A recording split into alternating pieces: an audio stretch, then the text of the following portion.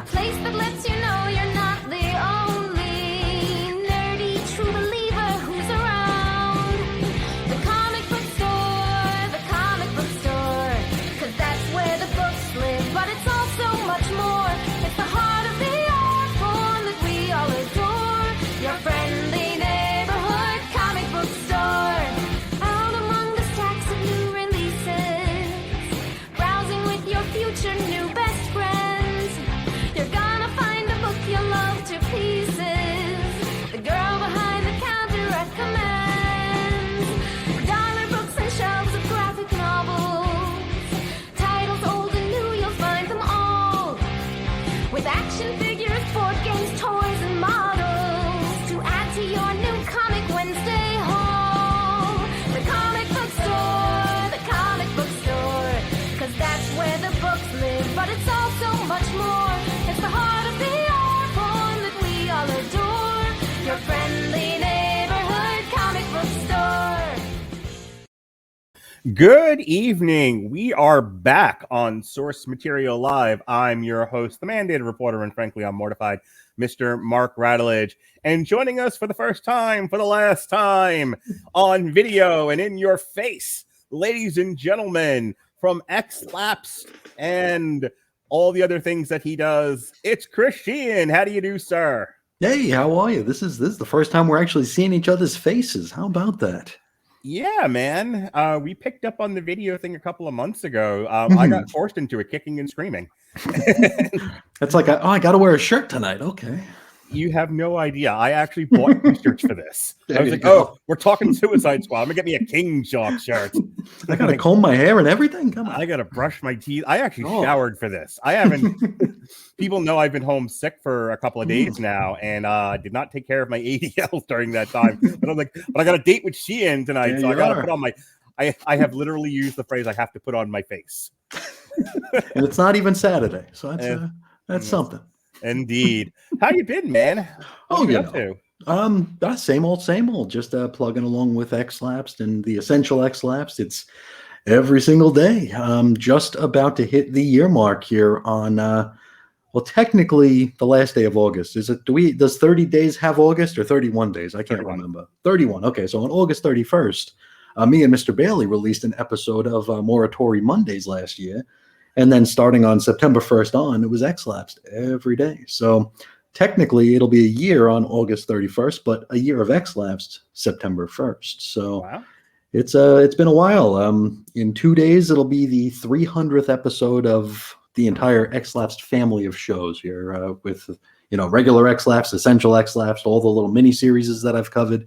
Mm-hmm. It's a lot of shows, a lot of hours. That's a new daily recorded show, right? For 365 days. Yeah. You beat my output. I want you to know that because I know everyone says like I'm the James Brown of podcasting, like I'm the hardest working man. But like I may be putting out these, and then this is what I was telling you before we started. Like I maybe put out 3 or 4 new episodes a week. The rest is all old shit from 2013 on. And then separately from that, I'm doing stuff with my old PC Live things from 2006. Sure. But that goes to my personal page. That's not like W2M stuff. But my point is like, yeah, man, you got me beat. I get to like Thursday and I'm like done. It's tough. I have been cobbling together some classic stuff with a new coat of paint. Re-editing, remastering. I don't know. I'm playing with the edits. I got a weird question not too long ago, not to get us off on a tangent before we get into the conversation here, but sure. I always will close out the show by telling people they can go to chrisandreggie.podbean.com, which is where you can find me. And people wrote in and said, who's Reggie? Oh. Which, for folks who don't know, Reggie was my pod partner for about 5 years, and he unfortunately passed away last year. And so I have been trying to dig through our archives to try to show this new audience the magic that was Reggie. And so I'm doing very seldom in comparison, but I am remastering some older stuff to just put a new coat of paint on it, let maybe some new ears, new eyes see it, and maybe they can figure out a little bit more about what makes the channel what the channel is. I literally download from Blog Talk Radio and throw it up sight unseen. No, I did have to fix one. There was one. It won't be coming out for a long time, but there was one episode where it was one of those nights where Blog Talk Radio was just not working, and there's a good 20 to 30 minute gap of me playing theme music and the other guy going hello. That I cut it to where it really begins. But other than that, yeah, I throw up a lot of the old stuff, and it's so funny to go back and listen to yourself. Do you find, real quick, that like when you listen to your 5, 6 year old stuff, like how much you've changed as a podcaster? Because I know, I thought I rambled now. God, back then, hoy vey, we are practically Kurt now by comparison. I was listening to Reggie and I had covered every single issue from the Young Animal imprint that DC put out, the first run of it. To fill in, Reggie had gotten this is before Reggie got sick. He went on vacation, and we tried every which way to record that weekend. We were both using like mobile hotspots. We were just doing whatever we could. We're like praying to satellites. It was insane just trying to get this thing recorded, and we couldn't. And we're like, well, we could do it on the phone, but that's not going to sound all that great. And then it's like, oh, well, what can we put out? Because it was our day was Sunday. So what can we put out on Sunday? And I'm like, well, we're doing these Young Animal things on another channel. How about I just compile some and we'll put them up, because the audience we have on that channel and the audience we have on our channel are not totally the same. So it'll be new-ish.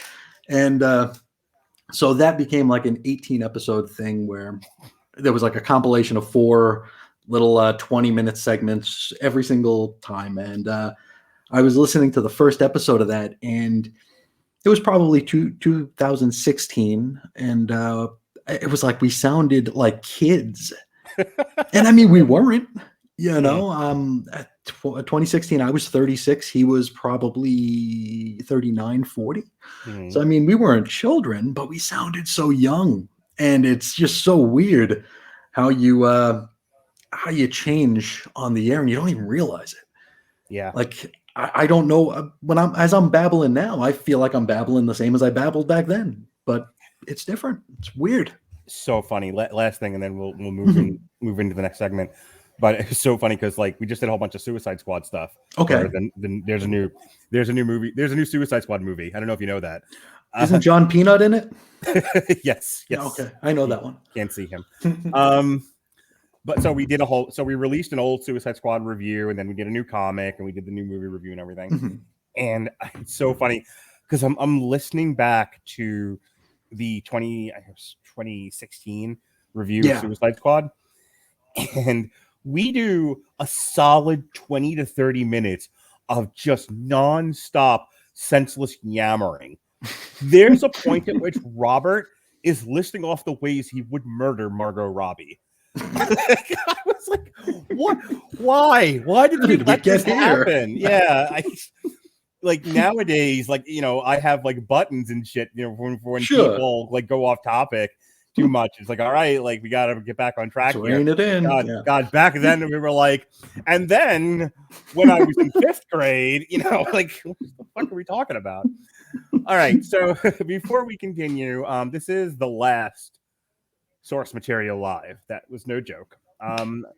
I picked this up when the pandemic happened, the lockdowns happened, and Jesse Starcher, we jokingly say he became Mr. Essential. But what really happened was he started working 12-hour days, 6-7 days a week, and he was not able to put the time and effort into crafting source material like he used to. Because unlike me, who's like a freeform jazz player, Jesse is he's like a classical composer. He likes to, edit, put time and energy into this. And he very vociferously told me that he was not going to just go live, that he, like Metal Hammer of Doom, he could easily show up for and just talk music and then run away. But he did not have the time working 7 days a week, 12-hour days to edit a podcast. So I did not want to see all the comic book stuff die, and I didn't want to see his show, get forgotten about. So I picked it up. And there were 2 or 3 people who steadily helped me on that journey. And I have said goodbye to all of them up to this point. You know, there was Alexis Hana, who jumped on a lot of shows, most of which she enjoyed. And then there's 2 that I never stopped hearing about.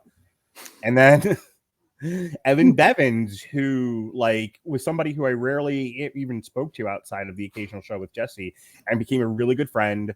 And he jumped on a bunch of shows. Evan's great. Evan is awesome. He's been on your show, I think. Oh yeah. He's a good pal. But the fucking man, the fucking man with blood smeared across his broken nose, who stepped into the breach to help me do the most. And there were some good times. There were some Godzilla in hell times. And there were some bad times. There were some rough and readies too. I didn't always pick winners, but I tried. I tried to pick stuff that I thought would be a fun conversation.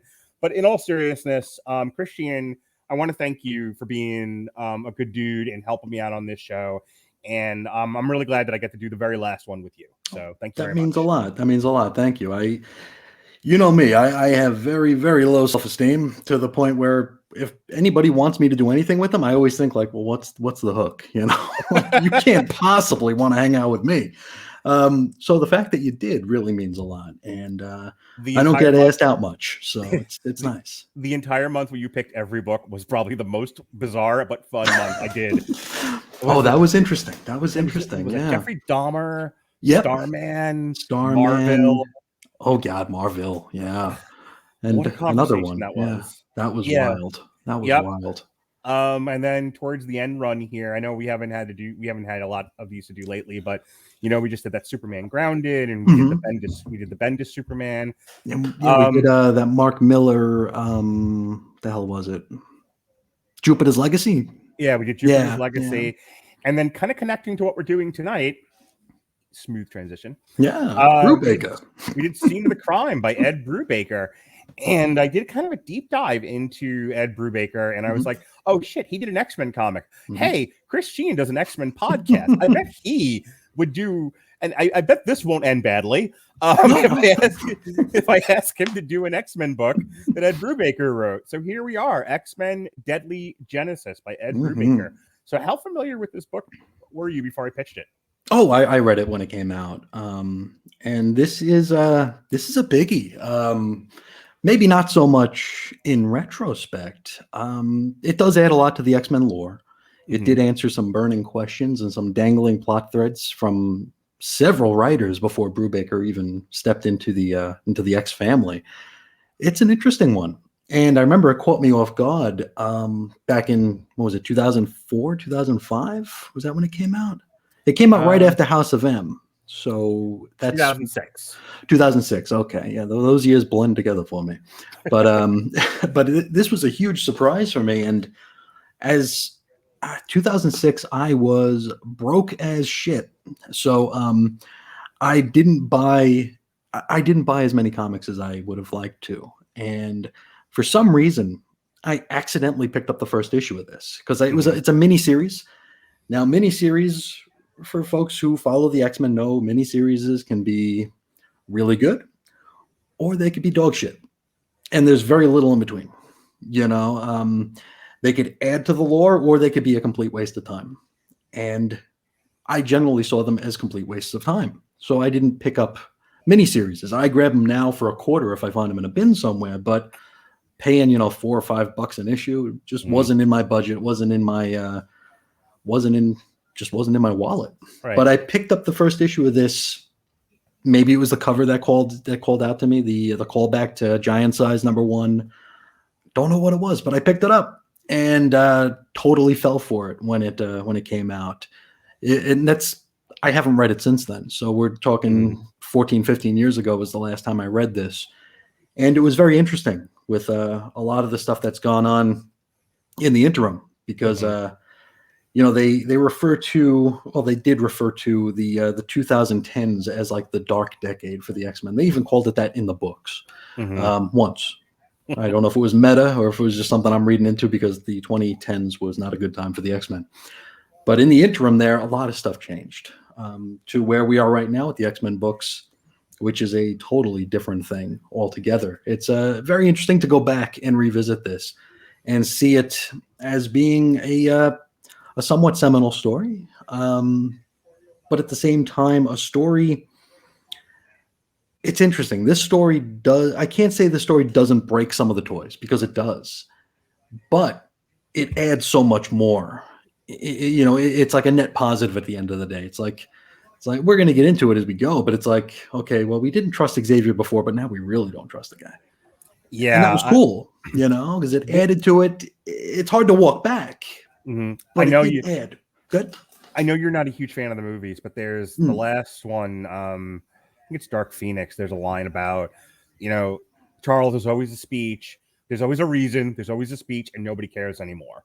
Mm-hmm. And and it's that allusion to Professor Xavier having manipulated one too many times, and showing himself to be somebody who's very controlling and untrustworthy, to the point where even his most ardent followers have just ultimately given up on him. Sure. And I would imagine they drew some of that, at least for the movie, from what's happening to him. I mean, certainly I could draw a parallel from what happened in the movie in that line from Magneto to what happens in this book. Sure. And it's interesting because when I do the Essential X-Lapsed, we started at X-Men number 1, and we're working our way through. Right now, we're up to around X-Men 21 or so, also covering all the guest men, the X-Men guest appearances in between there. So it's like 30 episodes so far. But Professor X, basically, it's very formulaic. But I mean, it's Silver Age. It's Stan Lee. Stan was writing 600 books a month at this point. So it's formulaic. It's always the X-Men get into a fight with evil mutants. They come up just short. Professor X steps in, saves the day, and then mind wipes everybody so they forget. That's it. I mean, we've seen it like 5 or 6 times in the first 20 issues of X-Men. It's like, well, the Blob knows where we live now, so no, he doesn't anymore. He doesn't even know that he's a mutant. He doesn't know who he is. He's just going to wander into the ocean. So I think the moral quagmire, to say the least. Big time. And I think it wasn't supposed to be when Stan Lee wrote it, because I think Stan Lee had this fascination with mutants. And like 6 months before the X-Men launched, there was a short story in Amazing Adult Fantasy number 14. Hang on, quick question about that. You said that he had this thing with mutants. People have always said that the mutants were the stand-in for gays.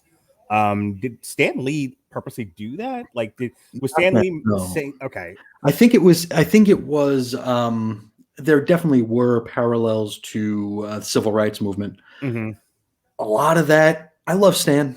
I love Stan, but a lot of that I think is retroactively stated. Okay. People are projecting onto what was happening at the time. Yes, I think so. And I mean, I don't know Stan, but when fans turned pro, the fans of the 50s and 60s turned professional writers, they were the ones with the sickness. They were the ones with the sickness that I have, where it's like, well, Beast used that gun in panel 3 on page 5, so where did that gun go?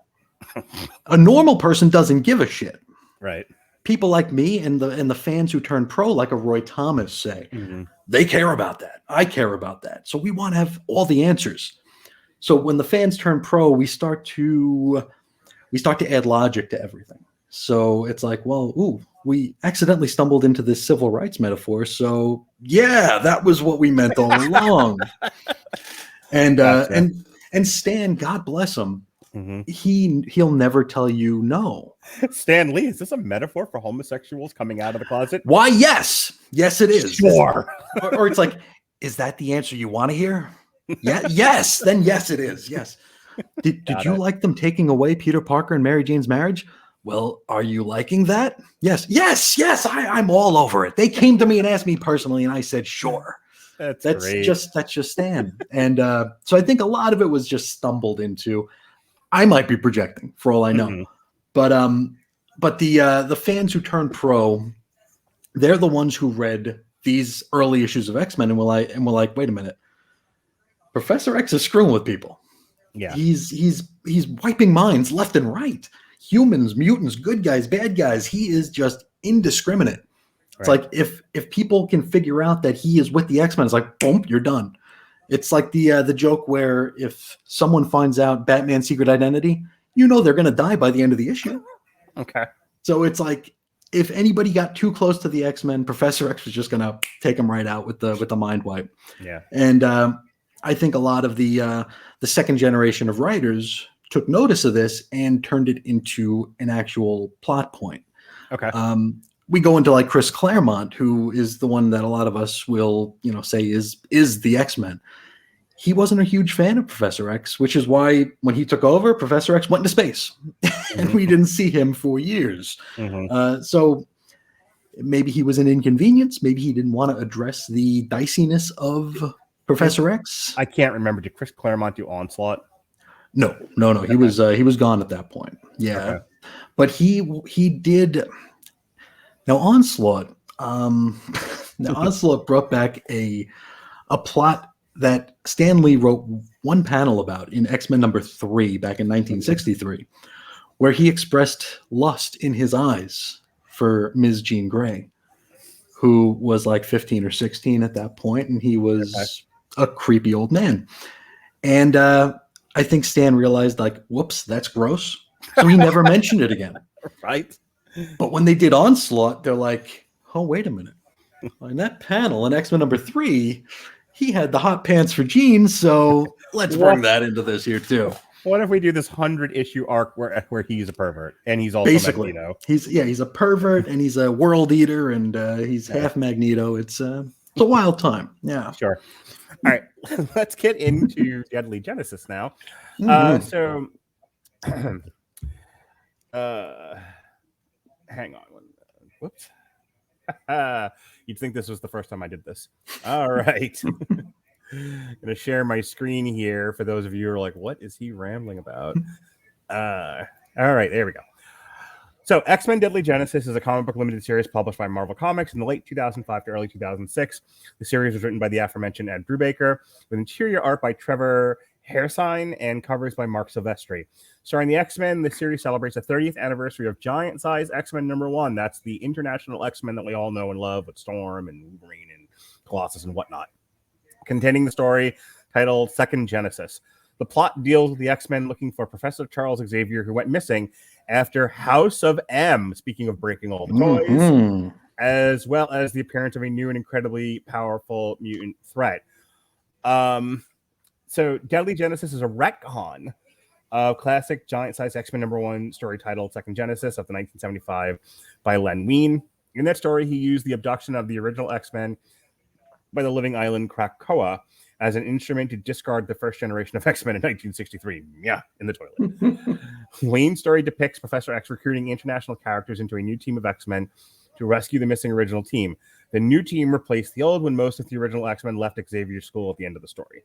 In Deadly Genesis, Ed Brubaker writes that the episode was only the half the truth. The international X-Men had been Professor X's second attempt to rescue the original X-Men.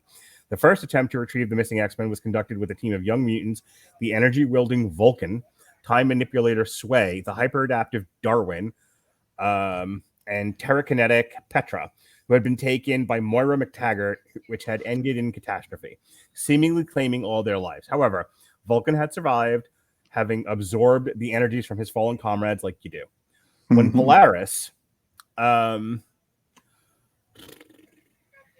When Polaris, though mentioned incorrectly in the miniseries as Jean Grey Phoenix, blasted Krakoa into outer space in Giants' X-Men number 1, Vulcan was shot into space too, but survived in a comatose state thanks to Darwin's reactive powers. After the debacle, Cyclops, the only member of the group who was aware of the first wave, was deeply distraught, prompting Professor Xavier to mind wipe him, as he does, in order to spare him the agony and grief of knowing that his brother died for him, and later working to clear his name by creating an elaborate illusion that Krakoa was sentient. After the 2005 House of M storyline, a large surge of mutant energies was released throughout the galaxy. It awakened the comatose Vulcan and caused him to return to Earth. Out for revenge, he kills the X-Men Banshee, easily defeats the X-Men several times in battle with his now semi-godlike powers, and reveals the terrible truth to the X-Men in full view of Charles Xavier, who explains, "I'm an asshole." Basically. However, Rachel Summers is able to weaken Vulcan when she realizes that Darwin also survived the attack, converting himself into energy and absorbing the powers of his teammates before combining with Vulcan. Rachel's actions appear separating Vulcan and Darwin and weakening both. However, when the X-Men attack him in order to avenge Banshee, Vulcan flees into outer space. Feeling deeply betrayed, Cyclops banishes the Professor. I live here. No, you fucking no, don't. not anymore. Cyclops banishes Professor Xavier from the X-Mansion as punishment. The story Deadly Genesis continues in Uncanny X-Men 475 in a 12-part story called The Rise and Fall of the Shi'ar Empire. That was only 12 parts? In theory. Yeah. All righty. All right, man. So let's talk about this. Sure. This crazy story. So I mean, I have questions for you. I'm really more interested in your opinion on things. One, we talk about like, you know, breaking the toys and whatnot. And my first thought about this as I read this, because I like the story. Let me start off there. Yeah. I like the story a lot. I liked, you know, what it had to say. I like the idea that Professor Xavier was hoisted by his own kind of petard, you know, that his need to protect and control and, you know, I'm so much smarter than the rest of you kind of a thing, got him thrown out of his own house. Yeah, basically. But between House of M, you being an X-Men fan, between House of M and this story, were people ready to like burn down Marvel Comics? Like this really like it's a big change. Cuts the knees out from this team in a lot of ways. Yeah, it's true. A lot of folks think that the House of M thing was an answer to Grant Morrison. The Grant Morrison run of X-Men kind of made, in the early part of this story, we have Beast talking about how there were, you know, what was it, 3 million mutants or something like that, and now there's only a handful, relatively speaking. The number vacillates. The number that we usually go with is 198. Wolverine and the ones that sell some books. Basically, yes. And the ones who don't have powers are going to somehow be repowered pretty soon. I don't know, but it's the A-listers and maybe a couple of people that Jeff Johns created when he took like his 2-week stint at Marvel. We'll keep those two just to be nice. And Joss Whedon made one too, so we'll leave her too. So that's fine. But yeah, it's the star effing and the ones that sell.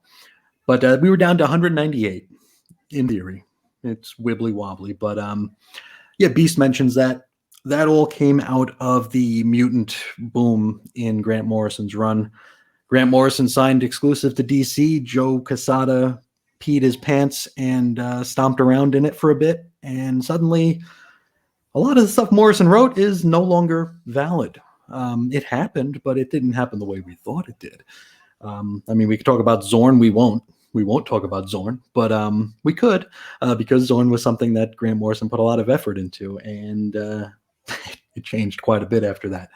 But I think it might have been a response to Grant leaving. I don't know that they were so concerned about not having movie rights back in 2005, 2006 just yet, because what did Iron Man come out in 2008, 2009? Something like that, yeah. Yeah, so the Marvel Studios wasn't yet, you know, kicking like it was going to. So no, I don't think this was a tissy fit. They weren't yet owned by Disney, so they were not the also true. People also thought it true. Was. Yeah, that was what 2009 as well. I think it was a couple of years later. Yeah. Yeah. So yeah, so they didn't have that. The only thing I could think of is that they were ticked off at Morrison, so they had to do something to. And also, I mean, it was a paradigm shift because, like we talked about at the start of the show here, the X-Men were analogous to the civil rights movement.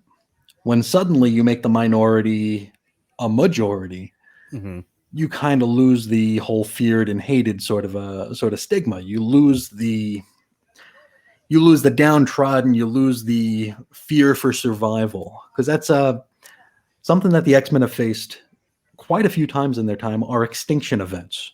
You know, and I mean, there have been some stories called, you know, Extinction Agenda, but we're talking about just plain old extinction events here where someone threatens to wipe mutants out completely.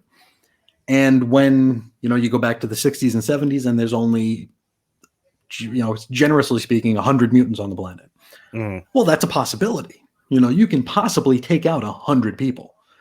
And then, into the 80s and 90s is like, okay, well, there's 1,000 of them now, but still doable. Grant Morrison comes in, 3.5 million. Whew, maybe not. Maybe not. So it's, I think they were trying to winnow it back to where the X-Men could go back to being feared and hated.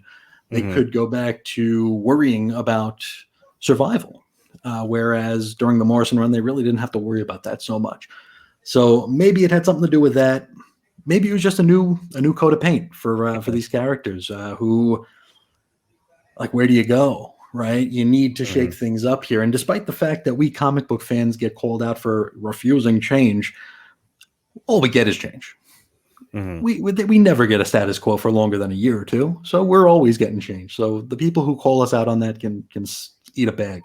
But the 1-2 punch here of House of M and this were, I don't want to say incendiary, but people weren't quite sure how to react to it. I was still on message boards at this point. So I was seeing, and this is before message boards were manicured the way they are now, where like if CBR doesn't like the way the direction the conversation is going, they wipe out everything. This is before that, where you were allowed to have discourse, and this is pre-Twitter, I guess, or maybe it's not. I don't know, but whatever the case, you were allowed to disagree, you were allowed to complain, you were allowed to argue without being called any sort of ist or phobe. So it was a good time. So I remember liking this. I did not care for House of M. I did not like that at all. That kind of hit me as that's when I felt that Marvel stopped caring about the characters and they were more interested on appeasing creators.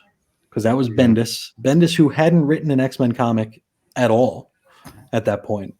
And it's like, well, we're going to take this guy who has he's selling good on Avengers and the Ultimate books, never written the X-Men before, but you want to basically remove them? Sure, do it. Wait till next year when Mark Miller wants to change Captain America into this and Iron Man into that, because we're going to let him do that too. So yeah, this was a different time. It's such a weird thing because like it's a really well written story. It is. This idea of it's a revenge story ultimately, right? These people are with Moira Taggart, and they're not X-Men, right? No. They're there. They're hardly even trainees. They're not even trainees at this point. Yeah, they didn't sign up for this. But like, I guess at this time, among the mutant community, they're still like X-Men, kind of like the Avengers. Like they have some cachet to them. There's some popularity here. There's some celebrity. Oh yeah. So when Professor X is like, hey, I need more X-Men to go save some X-Men. Be X-Men. And Moira McTaggart's like, stop recruiting people in throwing them into combat. And and Professor X is like, I don't know what else to do. I don't want these That's people all to we die. do. Yeah, I lost one team already, so I need help. And it's like it's a believable fight to have. It's sure. Very reminiscent of like just a Vietnam or Iraq, where it's like there are rationales for fighting to happen, but there are just as many rationales for why we should not get involved. Sure. And so you have, again, Professor Xavier, who's like, I lost a whole team on Krakoa. I need to go get them. I don't want these people to just die. And Moira Taggart's like, great, not these people. They're not like, trained combatants. Kids. Yeah. Try the fucking army, you psycho. Call the Avengers. They're out there somewhere, right? Call the Avengers. I think we should call the Avengers. And he's, and it's so funny because there's no answer for that in this book. It's just, no, I'm Charles Xavier and this is what I want to do. And it's not like a common character trait of his of like, there's a perfectly good alternative. And he's like, no, I have decided we're doing this and this is what we're doing. And it's like, but Charles. I tell you what, there was, this is going back to the essentials here, going back to the 1960s. What is it? They had a 3-part story with the Sentinels where the X-Men basically got wrecked by the Sentinels. It was the first time we saw the Sentinels. They got wrecked by the Sentinels. Professor X figured out how to fix the Sentinels. So he was able to end that problem, but not without injury. So you have Iceman, who was knocked out. He was KO'd, comatose, basically, until they had to shoot him with a magical mystery medicine. But that's something else altogether. I believe that was a Beatles album. I think it was. It was. But Professor X is in the hospital room, all the while saying he has no affiliation with the X-Men, by the way. I'm just a human, with casual interest in mutants here. Don't worry about that helicopter with the X taking off from my lawn. That's nothing to see there. But he's there, and it looks like Bobby's going to die. He looks like he's not going to make it. And Professor X, and I'm sure Stan had absolutely no thought about what he had Xavier think. He's like, Xavier's basically thinking about, wow, this makes me look really bad. If this kid dies, that makes me look really bad. What does that mean about my X-Men experiment? And it's like, a kid's going to die, dude. You're worried about, someone's going to think Professor X done screwed up. So he's very much about keeping things in-house, I think. Keeping things close to the vest here. Despite all the retcons that have gone on with him being part of the Illuminati and all that kind of stuff, alongside Doctor Strange and Captain America and Namor. This is all before that. But he liked to keep things in-house. So it was more like he called Johnny Storm in to help with the Juggernaut fight the first time they fought the Juggernaut. And the thanks Johnny got for that? Mind wipe. You were never here. Johnny's flying back. He's like, where did I just come from? He's still on fire. So he likes to keep things in-house, which makes me realize that in his head, going to Maura McTaggart was the only option because he could trust her. He could control these kids, and he wouldn't have to worry about it. He wouldn't have to worry about it becoming an incident. So, the story kind of flip-flops between past and present. Yeah. We can see for those watching on video, we see on the screen right now, Cyclops and Rachel Summers are kidnapped. Hey, real quick, 50 words or less. Who's Rachel Summers? Rachel Summers is an alternate future daughter of Cyclops and Jean Grey. She goes by Marvel Girl here. She has gone by Phoenix. Okay. Right now she goes by Prestige, which is the worst name ever. When she's mad at Cyclops, she goes by the name Rachel Gray. When she's not mad at Cyclops, she's back to Rachel Summers. She was she came out of the future. She was one of Ahab's hounds. There's a lot to Rachel. There's a lot of stuff to Rachel. Did she survive the pizza? What? The pizza. Secret Wars. Oh no. She did. Yes, she did. Okay. So she's still with us? She's still with us. She's now going by Prestige. She lives, she doesn't live on the moon anymore. She was a member of X Factor, but X Factor got canceled. So Lord only knows what she's up to right at this very minute. Okay. But she's still around. So Emma Frost is with this iteration of the X-Men. Clearly survived House of M and all of that. How did she land with this group? Well, back in 1994, there was a story called the Phalanx Covenant, wherein the Phalanx, which are these like techno-organic beings, came into the Xavier Mansion and basically took over the operations there, trying to find the next generation of mutants. So they came in, and like one of them looked like Banshee, one of them looked like Gambit. So the few real X-Men that were still on campus didn't think anything was weird. Until they did.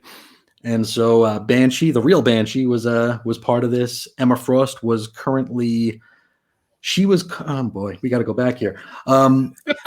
When Chris Claremont left the X-Men, there was a story in Uncanny X-Men 281, which left Emma Frost comatose. She was still bad at this point. Her Hellions were killed by Trevor Fitzroy and a bunch of Sentinels. Okay. She was knocked into a coma. Professor X took her and they nursed her, which is to say they reminded us that she was still in the sick bay like twice a year. It's like, oh, Emma's still here. Okay. Oh, Emma's still here. We're working on that still. Yeah, don't worry about it. Well, during this Phalanx thing, she wakes up. And so we have Banshee Emma Frost, Jubilee was still there, and Sabretooth was a prisoner in the X-Mansion at this point. So that's our team of X-Men for this story. Oh, Sabretooth, gosh. Jubilee, Banshee, and Emma Frost. I feel like Sabretooth was a prisoner in the X-Men mansion for a long time, because isn't he still there during Onslaught? He is, I think he's part of X Factor during Onslaught. Okay. But in the lead up to it is right around the time we're talking about right now. So they go out, they save the day. They're able to recruit these new mutants before the Phalanx do. That team becomes Generation X. Okay. So Emma Frost and Sean Cassidy, Banshee, they are the headmasters of the Massachusetts Academy. They are in charge of Generation X.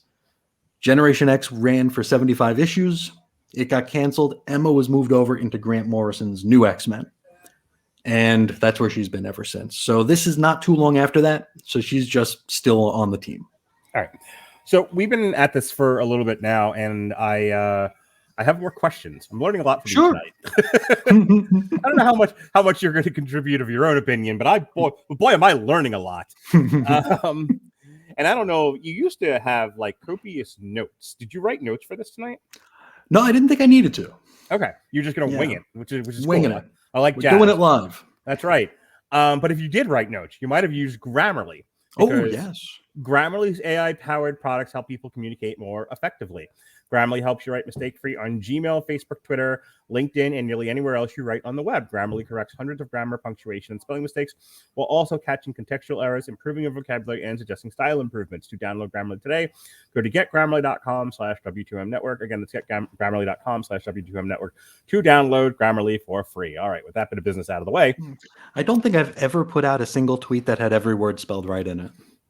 See, I'm pretty sure there's always at least one mistake. I do a lot of copying and pasting, and if I, but Grammarly helps me with all of my my spelling errors. And anyway, moving on. So one of the things I liked about this also was that, so this guy, so the whole point of like the story is that Xavier sort of drafts this group of people, and he uses time manipulation to get them caught up to speed in hours, and like Spock says in Star Trek 2, hours instead of days, minutes instead of hours, that sort of thing. And so within a very short period of time, they are like fully trained X-Men, and they go to this island, and it all goes to shit, and everyone dies. Yes. But as we learn, and then he goes into space, and then as was explained, the energy surge woke him up, and then he came back down, and he was like, hey, I'm still mad about this. And so this whole machination, this whole thing that he does is so that he can kind of shine a spotlight on what a shitty human being Professor X is. Yeah, that's it. That is like, he's not there to take over the world. He's not there to hurt anybody. Like the little bit that he does to Cyclops and Rachel, is doing he's doing it to lure Professor X out. Yeah, in the service of getting to his master plan, which is to point everyone at Professor X and say he's bad. He's a dick. And in an odd twist of fate, in a comic book, the bad guy wins because he succeeds. Like the most, and this is what I want your opinion on. Like Scott Summers, the ultimate loyalist, right? Yep. Like if there's anybody that like the short of actually killing Professor X, which he will eventually do, the worst thing you can do is turn Scott against him. And that is what Vulcan does. He is successful in proving to Scott that Professor X is untrustworthy, and then bans him from the mansion. I just want to know what you thought of all that. Like, again, very uncommon in the world of the X-Men at this time. Yeah, it's true. It's true. And I mean, we had kind of a 1-2 punch at the end of toward the end of the series here. One of our cliffhangers was Professor X being like, hey, I got no powers no more. Which was pretty crazy.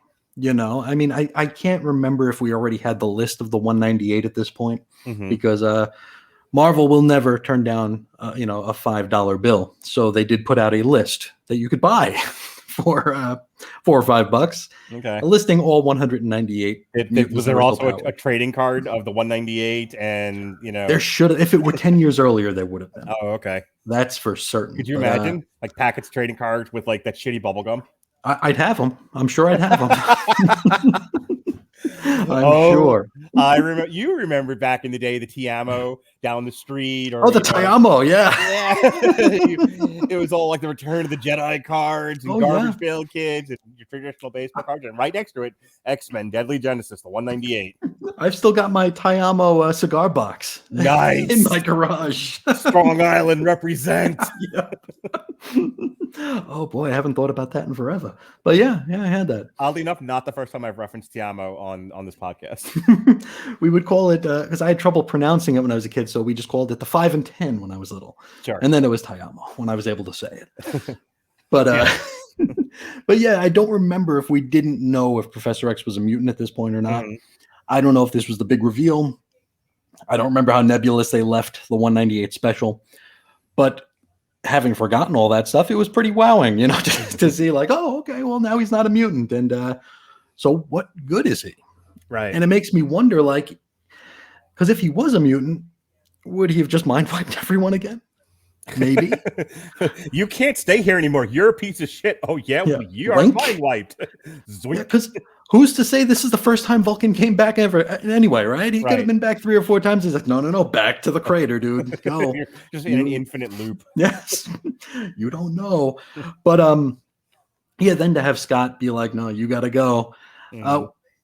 I do remember that we knew where Xavier was heading, because they were doing a somewhat highly publicized book. I think it was Excalibur Volume 2 or 3 at this point, where Professor X was going to go to Genosha, which was destroyed in the very beginning of the Grant Morrison run. That's a big genocidal thing where Professor X's evil twin sister, Cassandra Nova, who he didn't know about, but eventually did. Was she from the future too? No, she was in the womb with him. So she was there. But I have to now ask, every character that you bring up, are they from the future? Yeah, that's the X-Men question, isn't it? It's like, it's more often than not, it's yes. But not in this case. But she destroyed Genosha, killing hundreds of thousands of mutants. And Professor X and Magneto were going to go to Genosha in this Excalibur series to kind of try to pick up the pieces. It didn't go that long, and it wasn't that great. This was post-2000s Chris Claremont, so it wasn't that great. And Magneto also died at the end of Grant Morrison's run, so to have him just walk on panel at the end of that first issue was just like, huh. But that's just the way things go. So I think we knew that Xavier wasn't going to be sticking around. So that part wasn't so much of a surprise. The fact that he isn't a mutant, that was a little bit more surprising. But again, I can't remember how I felt when I first read it. So 2 more things I want to bring up, and then whatever you got to say, and then we'll be done. One of the things that I liked about this also was this is post House of M, and the book opens with the Sentinel sort of watching, sort of like they're on like house arrest, basically. Yeah, the ONE. Yeah. Which I wasn't quite sure how we got from House of M, and millions of depowered mutants to everyone's on house arrest, but that's where we are.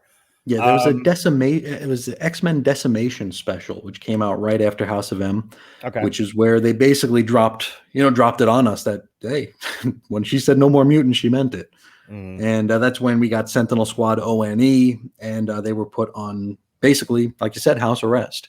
The X-Men were small and were watchable. And gotcha. So they were manageable at this point. Yeah. Okay, cool. There's a lot. I bring it up because like the book is heavily laden, which makes sense considering the kind of writer Ed Brubaker is. It's heavily laden with like governmental X-Men relationships. Yeah. And there's, and it's, I was thinking about Scene of the Crime, and I was thinking about like how much this reads at times like a procedural cop book. They're not the whole thing, but every time, like basically at the beginning, I want to say like this, like the inciting incident is the plane crash. Yeah. So from the government's point of view, it's like somehow the X-Men are involved. if not directly, indirectly. Either way, they weren't supposed to leave the fucking house. So we need to get, Well, sure, because it was the Blackbird that caused the crash. So yeah. So like immediately it's, the government, there were government agents on top of them. And it's like, and then you have this faction within the X-Men, like Emma Frost, who are just trying to keep it together and just trying to not murder these people. Oh yeah. And then there's Beast in the middle going, listen, if we could all just get along here, I really loved all that. I love the element of this book of like, everything is this close to exploding. Yeah. And it's not and people are not jumping to unreasonable conclusions based on the facts on the ground. No, and the way that Brubaker laid this story out, because I mean, if you're reading just the first issue of this, you don't, outside of the cover, you don't know that this is a callback to Giant Size. It all comes together. It also looks like zombies.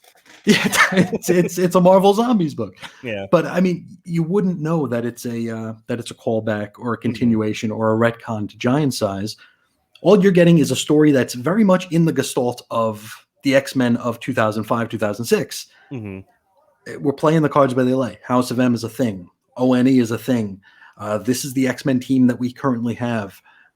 Beast looks like a giant cat. I mean, they have all the trappings of that year. So this is very much real. This isn't a throwaway story. This is actually a must read if you're following the X-Men. And I just love the way that it's not until, I think you have the cover of it up right now. Is that issue 4? That was issue 4. Yes. We didn't know until then that this was a Giant Size callback, really. Like we had some hints. And I mean, for some of the more seasoned X-Men fans, we're kind of picking up on some stuff. But it wasn't until then where it's like, nope, this is it.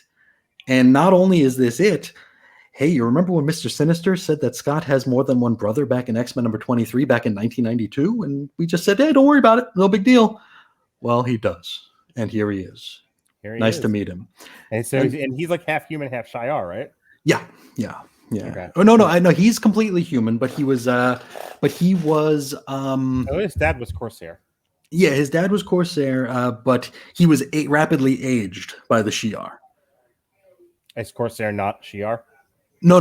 He's human. Oh, okay. That's where I'm making my mistake. Okay. Yeah. He's human. What the hell is it? Catherine Summers? Whoever the hell their mother is.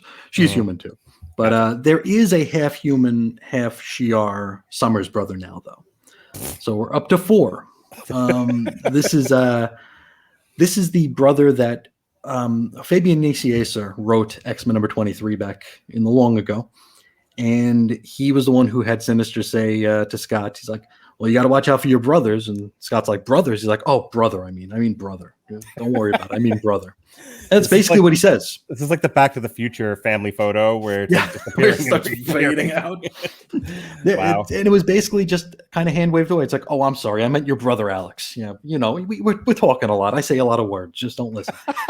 And Fabian Nicieza, there was a character called Adam X the Extreme, which is a character that it's basically everything about 90s comics that people claim to hate in one character.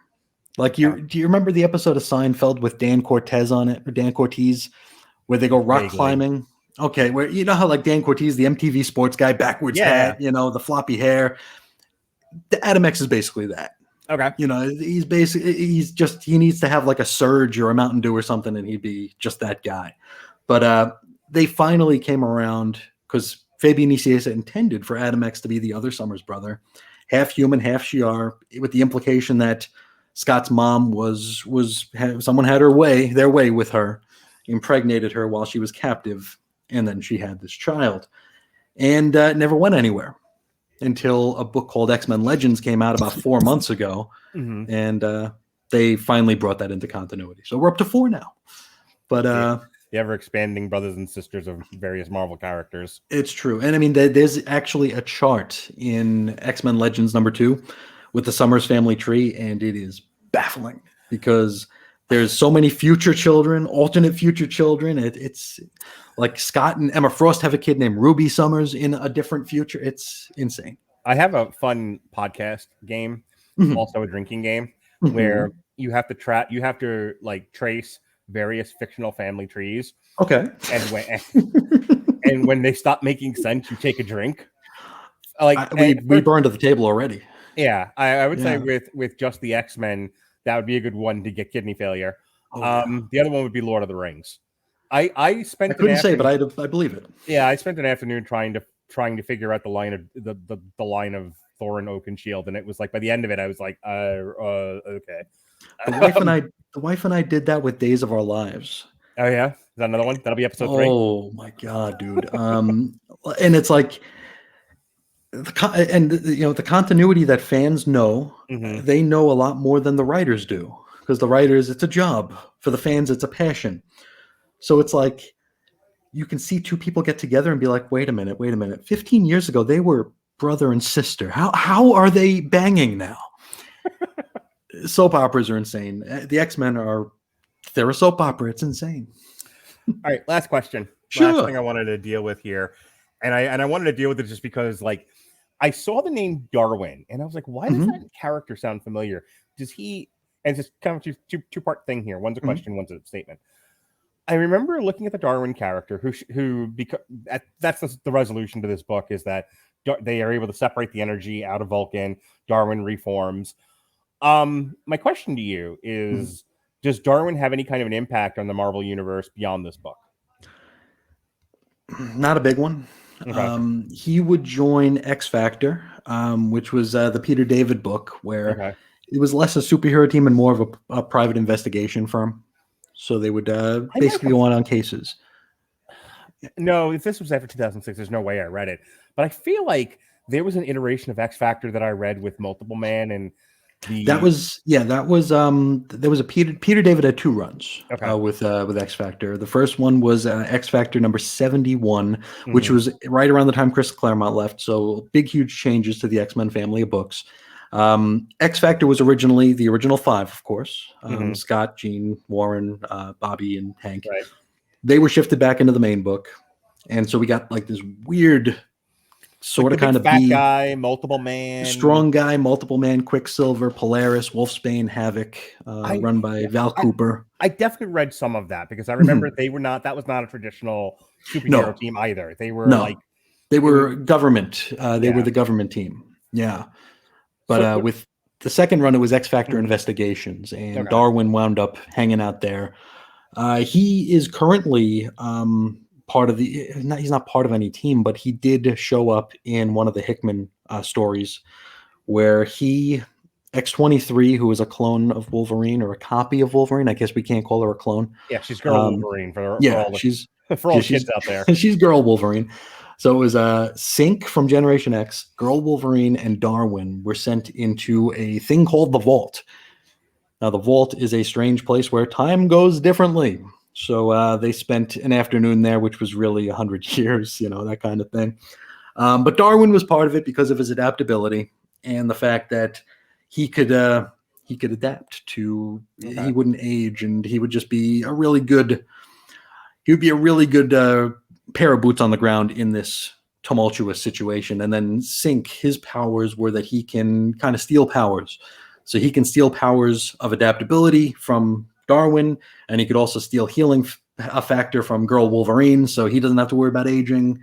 Girl Wolverine doesn't have to worry about aging. So it was kind of a perfect storm of a weird little odd trio team, I guess. But he's still around. And so are Petra and Sway. They're back. I bring up Darwin only because Darwin showed up in X-Men First Class, which was the sort of quasi reboot of the X-Men movies. Oh, okay, a movie. Okay. They did the first 3 X-Men, X-Men 2 United, and then X-Men 3 Last Stand. Okay. And then they were like, all right, let's get a new cast. They got James McAvoy as Professor X, and they got what's his face from Alien Covenant, Prometheus rather, as Magneto, and Jennifer Lawrence as Mystique, right? And it was like this was supposed to be the prequel, and this is where they were younger. Yeah. This was when they were first starting out, and they were trying to attach the X-Men to a particular place in history. So like this one was around the Cuban Missile Crisis, and then the second one was around JFK's assassination and all of that. And It goes on and on and on. Anyway, the reason why I brought that up is I remembered there was a character who they killed off almost immediately. We spend time getting to know this guy. His name is Darwin. Okay. And he's like, "Oh, I can adapt to anything." And he puts his face in a fish tank and he grows gills, that sort of thing. Yeah. Because he gets a swirly here and he grows gills. Right. And I remember they killed him in the first attack on the group and he dies immediately. And I'm like, why did they? And I was thinking to myself, this is why I'm bringing this up. I remember thinking at the time, they must have just wrote him for the movie. There's no reason to have brought in an actual stupid me. There's no reason they would have put an actual legacy X-Men character in this dumb movie and kill him immediately. Wouldn't that annoy the fans? They must have just wrote him for the movie. And nope, he's this Darwin. He's real. It's not like Morph in the animated series back in the day, where they retcon that into a real guy too. So Darwin's death has been met with derision from fans and critics due to many feeling that his powers should have made him immune to Shaw's energy blast, combined with the fact that his death was an example of the black guy dies first trope. He was a black guy in there? I thought he was. I thought he was a Hispanic guy. No, he was in this one. He's black dude. Okay. All right. So that's my thoughts basically on X-Men Deadly Genesis. I really, really like the book. I like talking about it. I learned a lot listening to you talk about the short history of everything that ever happened in X-Men. What are your thoughts on the book? I've been talking for a long time, just kind of peppering you with questions, but tell me your thoughts. I liked it. I liked it a lot, and it got me very excited for Brubaker taking over Uncanny X-Men, because at this point, I think it was Chris Claremont again. Yeah, it was Chris Claremont again, and love Chris Claremont, but this was not Chris Claremont. This was not wonderful, Chris Claremont. So I was happy to get any sort of new voice in the books here. We had Brubaker on Uncanny, and I think Mike Carey came in. He was the guy who he was most known for writing Lucifer over at DC Vertigo at this point. He came over to do Adjectiveless X-Men. Or was it Peter Milligan? They both came around the same time, but it felt like a breath of fresh air. And despite the fact that I was not a fan of House of M, I was not a fan of the fallout of House of M. I guess I was a little butthurt by House of M. I liked that we were actually moving forward, and it felt fresh again. It felt new. One thing I was not really a fan of with this book, I didn't care for the art. Oh, really? Why didn't you like the art? I felt it was too loose.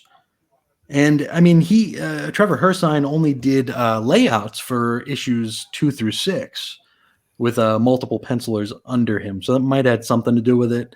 It felt, one of the things that I'll say on my show, I'll say this feels like X-Men Unlimited art a little bit. Okay.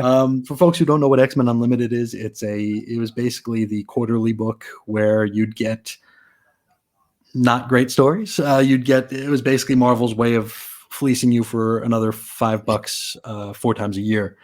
And damned if the stories fit anywhere or made sense or anybody cared about them or anybody put any effort into them. And I mean, that's painting with a broad brush, of course, but it's what I do sometimes. The art just felt loose. Okay. Which when you have Marc Silvestri on the covers, it's like, okay, I can do that. And then you open it up and it's like, meh. Okay. And I was a big Hairsine fan. He did a book called Class War. No, was he Class War? I think he was Class War, from a company called ComX. Came out around 2002. And I bought it the day after Thanksgiving, 2002, because I was headed to a temp job where I was working at a rebate center answering phones for about 2 weeks. So don't know why I can remember that, but hey, it's what you do. But I liked him on Class War. Here, I didn't think it was his best work, but it did feel fresh. It did feel new. We were still coming off the Joss Whedon stuff. I think was still going on because Joss Whedon couldn't get off his ass and write a comic book. So he wrote 25 issues that took 8.5 years. It took about 4 years to come out, but it took a damn long time. And it was holding up the entire X-Men line because that was being framed as the flagship book. Okay. And so we had X-Men, we had Uncanny X-Men, and we had Astonishing X-Men. Whedon was on Astonishing X-Men, so everything else kind of treaded water while he was putting his story together. So the writers of the day couldn't do much because they couldn't do something that he wanted to do. They couldn't do something that was going to contradict something he was planning to do. It was very stagnant. And like the 4 times a year you'd get an issue of Astonishing, it's like, okay, we can move the story ahead. And then it was decompressed as shit. So it's like, wow, I waited 4 months and we got like 5 minutes of story. So it's not great times for the X-Men at this point. So to see that there's going to be some progression, to finally get some answers about the third Summers brother, to tie it into Krakoa. Krakoa, when I was a kid, Krakoa was just a trading card. You know, I didn't know I didn't understand the import of it because I don't think it was ever supposed to have import. It was a means to an end to put together this new team. But the way that Brubaker crafts it here, where there are some holes in that giant-sized story, and Brubaker saw that. It's like, well, why would Krakoa let Cyclops go? Well, how would he know that Cyclops would go and bring more mutants? You know, a lot of grains of salt you gotta factor into that because that's the story of Giant Size. Krakoa has the X-Men, which were it was Jean, Beast, Angel, Iceman, Polaris, and Havoc. Let Cyclops go. So Cyclops flies back home and he's like, "Oh, the X-Men were kidnapped. They're stolen by an island." Da, da, da, da, da. Which is kind of a hole. Brubaker saw that and he's like, well, wait a minute. No. These 4 kids saved Cyclops and then they died. So they died saving Cyclops. That's how Cyclops got away. And I thought that was a real cool piece to add to the lore because it, first of all, it just makes more sense. And second, it makes what happens to the Deadly Genesis, quartet all that more tragic because they died for a footnote. And it's really good stuff.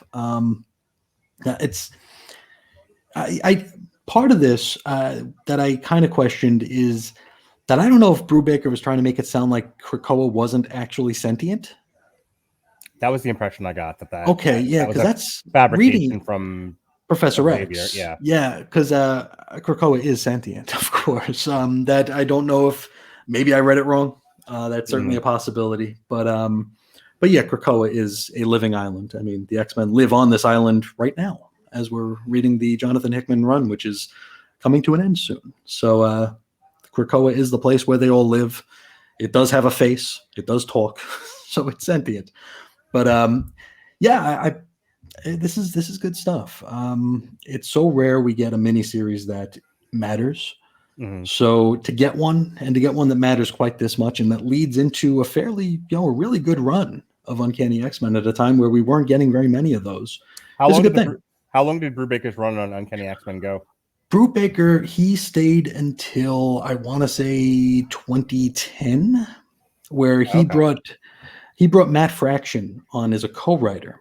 So you had Brubaker and Matt Fraction doing Uncanny, and then Brubaker went off to do other things. Captain America was probably among it. He did a bunch of stuff, and Fraction just became the Uncanny writer at that point.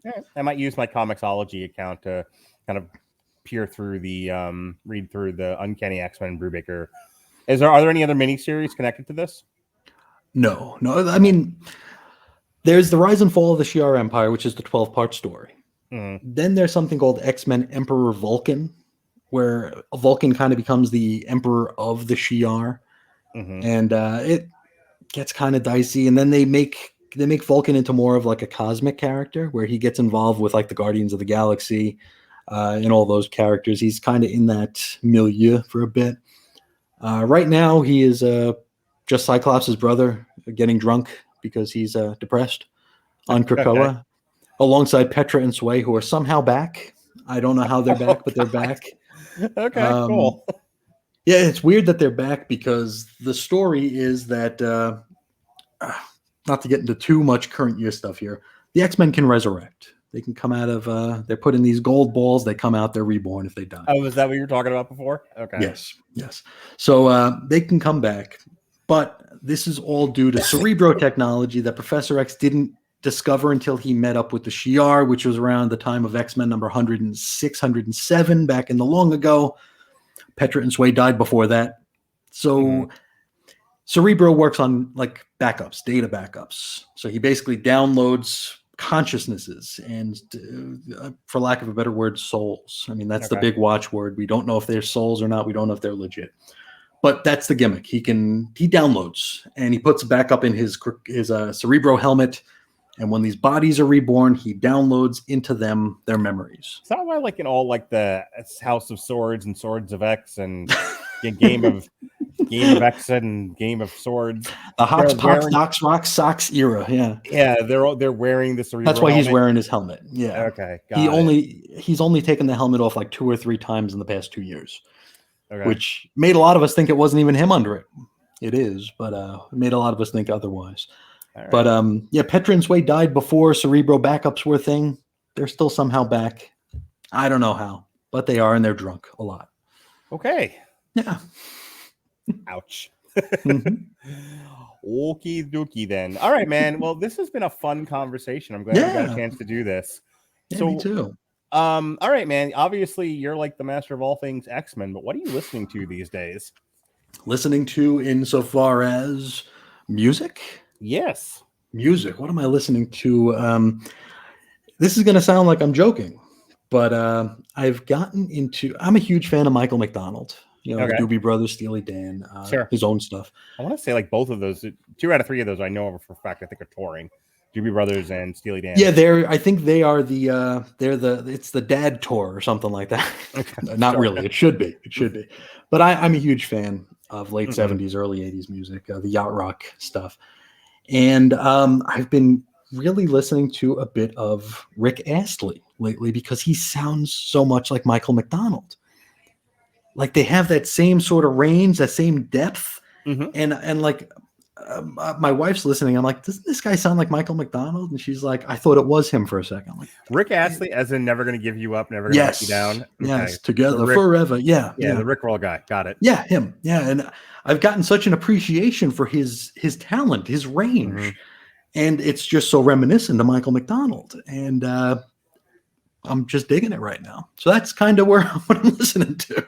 Well, if you're looking for tons of Rick Astley and Steely Dan and the kind of music that 50-year-old white men listen to, then you can get it all on getamazonmusic.com/W2M network. That's I assure you there's plenty of Steely Dan. I'm sure. getamazonmusic.com/W2M network. Got to hear some Peg. That's right. We're giving away a free 30-day trial of Amazon Music Unlimited. So if you click the link in the description of this podcast, fill out the information, sign up for the free 30 days. You can stream all you want. There's a whole just cavalcade of music out there that you can, way back in the day, Chris and I got together, talk some Hulk, some Maestro. That show just went up recently, as a matter of fact. And I don't know if you remember this or not, Chris, because it was so long ago. Remember Cannibal Hulk? That was on AmazonMusic.com. Yeah. Cannibal Hulk, baby. I remember we talked about Entombed. That's right. The Wolverine Blues. I wonder if that's on there. Yeah, it absolutely is. It's all there. So click the link at AmazonMusic.com/W2M network. Helps the podcast. It'll help you out. You get a free 30 days. You like it, you keep it. You pay the monthly fee. You don't, you cancel it. No fuss, no muss, no contracts, no pains in the ass. All right.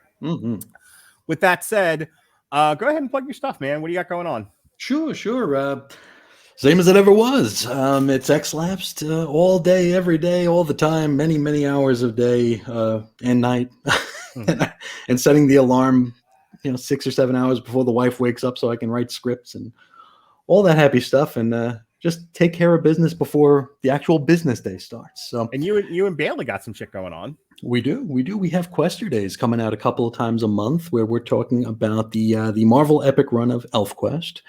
We're actually making a little bit of headway into the official official ElfQuest XQuest. No, the official ElfQuest Facebook group here. Mr. Bailey is a lot better at public relations than I am, and is able to stoke up conversations because when I'm not on mic or on camera, I don't speak.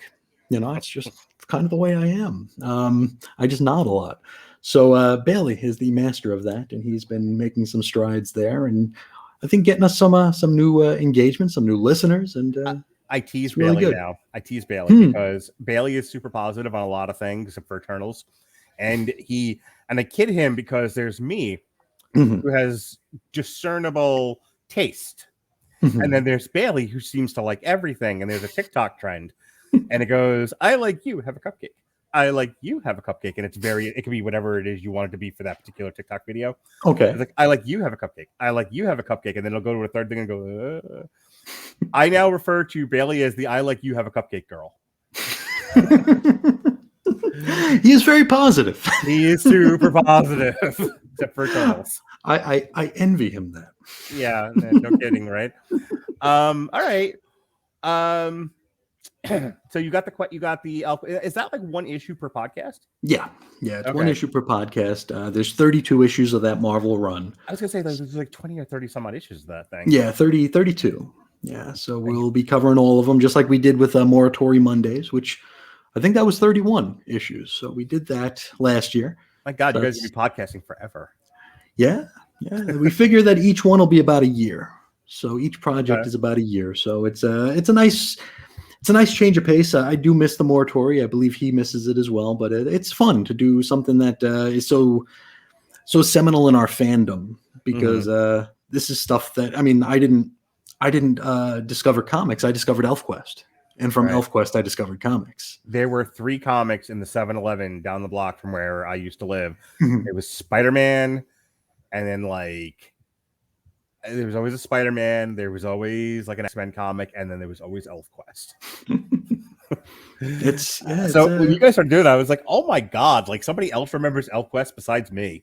Oh, yeah. I give ElfQuest all the credit and blame for me sitting behind this microphone right now. If not for ElfQuest, I would have never gone to a comic book store. And I'm shocked no one's ever done anything with it. Like it's one of those weird, like, it's out there. It lends itself to adaptation, but I don't think there's ever been like a cartoon or a movie. They've tried. That's actually something that we're trying to get information on now, because the big news is that ElfQuest has an audio movie that's coming out soon. They ran a Kickstarter, and it blew up. I mean, it totally met the goal and then some. And they've got some. I wish I could remember the names that are involved in it, but there are some names involved in it who are going to be doing voices. Unfortunately, me and Bailey were not asked. So we'll be wolves, we'll be birds, we'll be whatever you want. We can make noises, we can be dead humans, we can go, we can do whatever you want. So we're there for you, for anybody who wants our vocal stylings and talents. But it's they're working on stuff. Yeah. Well, this is the last Source Material live, but Source Material already had its first comeback episode. Sean Comer and Jesse Starcher did JLA Titans, the Technus Imperative, and that dropped the same day as Titans Season 3 on HBO Max, formerly of DC Universe. But he comes back in earnest this coming week, a week from today. It'll be him and Chris Armstrong talking Shang-Chi from 2020. And you dodged a bullet, Sheehan. I've got a Shang-Chi issue I got to do because Wolverine's in it for X-Lapse, and I am not looking forward to it. No. And then him and Cole Merritt, I believe, will be finally Chris Bailey doing Transformers Back to the Future. His last 2 syndicated source materials will be coming out on September 12th and the 13th. First one is Savage Dragon #1. And then just in time for the new FX on Hulu series, Why the Last Man, is his syndicated source material for Why the Last Man. And then we're skipping a couple of weeks. And he'll be back in October with something. I'm sure of it. Somewhere in here. There should be. Why don't I have it on here? There should be a new Carnage comic, Venom and Carnage for the new Venom. There it is. Jesus Christ. Venom, Carnage Unleashed. And he'll be doing that with Jason Teasley. And so, but all that to say that I hope this won't be the last time we have Chris Sheehan on the network. I hope that you and Jesse, and maybe you, Jesse, and me will all get together again with him in charge, him leading the pack, and we'll do more comics. You know, we got I'm always around. Doom Patrol season 3 is coming out in a couple of months, so hopefully we'll Coolest have you back. cosplay ever. So we'll have you hopefully pick another book for us to talk about, and then whatever else we're interested in. So in the meantime, perfect. Yeah, man, this isn't the end; it's only the beginning. In the meantime, tomorrow myself and Robert Winfrey will be reviewing Odd Taxi. We just dropped a couple of Hellraiser, Old Long Road to Ruins, parts 1 and 2. We looked at the entire Hellraiser series, and we're doing that because that's a Clive Barker jam, or at least some of it was. And Clive Barker also brought us the Candyman movies, at least in part. So there's a new Candyman movie coming out this Friday. We're dropping Clive Barker material, those 2 Hellraiser shows, etc. We're doing another chapter of the 4 Kings of Boxing this week. This time looking at good old Sugar Ray Leonard, one of the 98 guys referring to themselves as Sugar in the world of boxing. Speaking of Sugar, myself and Alexis Haina will be reviewing season 1 of Jellystone. My son, God bless him, I gave him a choice. We could watch Jellystone or Masters of the Universe Revelations. He was like, fucking Jellystone, dude. And I'm like, all righty. Is that a Yogi Bear thing, I'm guessing? Yeah, that is a new Yogi Bear cartoon. On HBO what we Max. needed. The world needed it. No, we did not. After watching it, no, we didn't. And then, like I said, it's all Clive Barker and Candyman related stuff this week. So before the new Candyman movie comes out, myself and Sean Comer will be doing a Long Road to Ruin for Candyman from 1992, I believe it is. And then the 2 direct-to-video sequels that came out after it. So we're going to look at all 3 of those right before the new Candyman movie comes out. And with that, that is our review of X-Men Deadly Genesis. Every time I say that, I think of this band 3 Inches of Blood, and I just want to yell out Deadly Sinners. I thought maybe you were thinking about Phil Collins seeming to have an invisible touch, or singing about he can't dance, or he doesn't care anymore. I can't dance. That's the one. And when I start singing, it's time to go. So, ding, ding, ding. So for Christian, thank you once again for all your help this past year and for coming on tonight. You're awesome in all kinds of ways. Thanks and I appreciate you. Thank you. Right back all right. You. Be well, be safe, and behave.